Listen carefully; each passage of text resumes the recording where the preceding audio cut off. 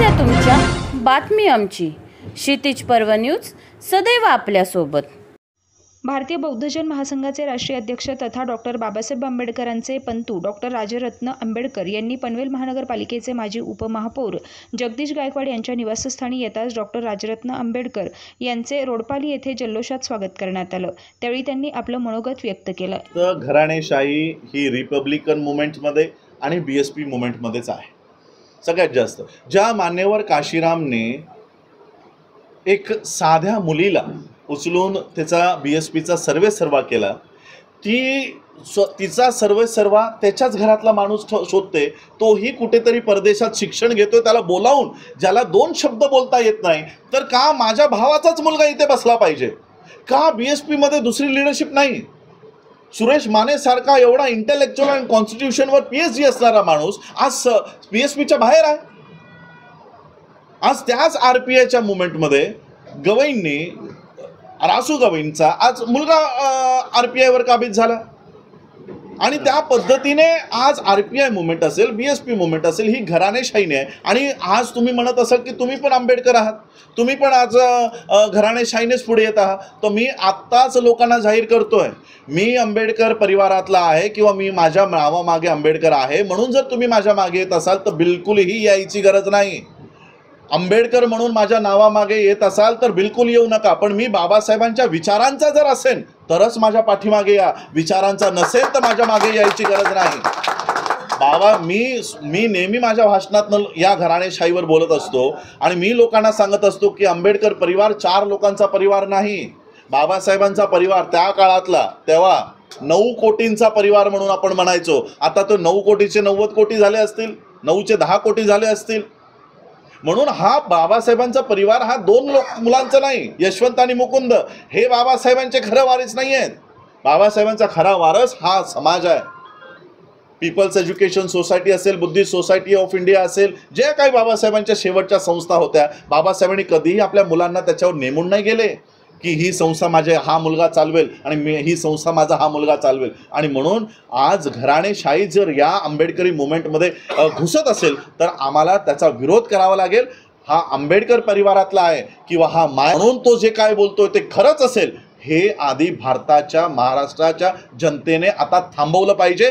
जर तुम्ही आंबेडकरी विचाराचे नाही तर तुमचं आमचं नातं नाही, हे लोकांमध्ये आज आम्हाला सुरुवात करून दिली पाहिजे. जो बाबासाहेबांचं मला कधी कधी वाटतं की आज आम्ही 2024मध्ये आहोत की 1924मध्ये आहोत. म्हणजे आजही आम्ही मूक झालेलो आहोत, मूक नायक झालेलो आहोत. बाबासाहेबांच्या पहिल्या पेपरचं नाव होतं मूक नायक आणि आज आमचा व्हॉइस 0 झालेला आहे.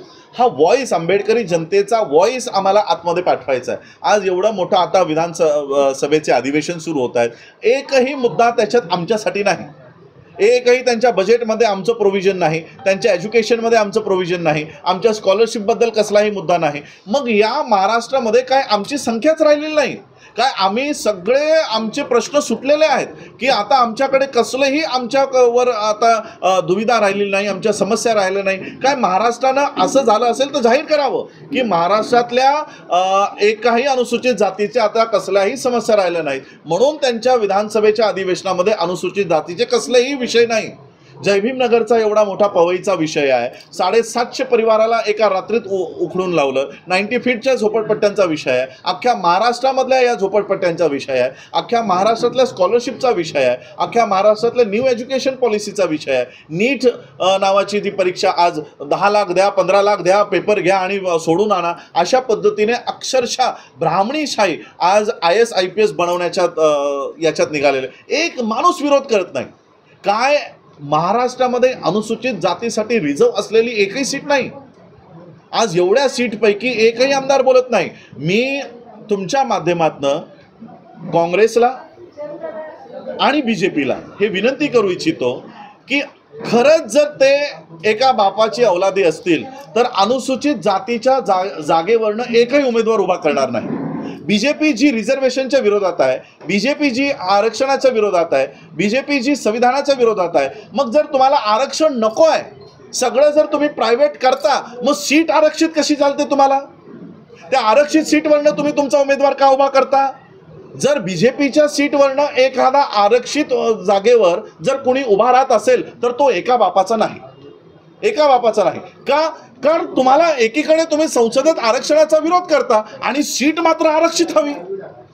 आणि ज्या काँग्रेसच्या याच्यामध्ये डिलिंगमध्ये गांधींसोबत बाबासाहेब आंबेडकरांचा जो तोडगा निघाला, गांधींनी कबूल केलं की या सीट्स आम्ही तुम्हाला देत आहोत.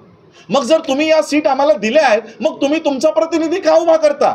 या ज्या सीट आमच्यासाठी आहेत, आमच्या हक्काच्या आहेत, लढलेल्या, बाबासाहेबांनी याच्यासाठी लढा दिला, राऊंड टेबल कॉन्फरन्समध्ये 3-3 वर्ष भांडलेत, आणि जे आज आमच्या पदरात मिळालंय ते पण तुम्ही हिसकावून घेता. असे कसले नालायक पार्ट्या आहेत या काँग्रेस आणि बीजेपी. खरंच जर ते त्यांच्या आयडियोलॉजीला मानत असतील तर त्यांनी SCच्या सीटावर एकही उमेदवार उभा करू नये आणि आंबेडकरी पार्टीला, आंबेडकरी रिप्रेझेंटेशनला या दोघांनी पाठिंबा दिला पाहिजे.